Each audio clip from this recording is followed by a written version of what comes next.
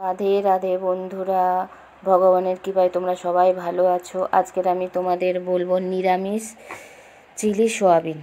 এ দেখো, capsicum, tomato আর কাঁচা লঙ্কা কেটে নিয়ে রেখে দিয়েছি আলাদা।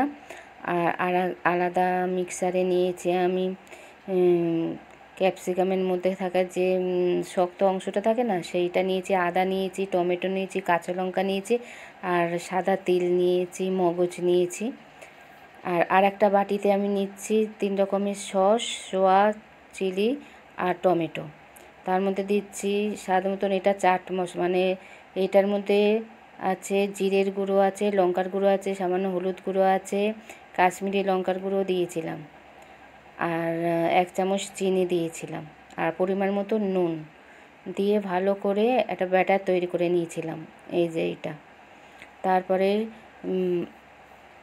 কর্নফ্লাওয়ার দিয়ে সয়াবিন আর আলুটাকে ভালো করে মিশিয়ে নিয়ে রেখে দিয়েছিলাম, তারপর ভেজে তুলে রেখেছি আলাদা করে। এবার এই গ্রেভিটা তৈরি করছি।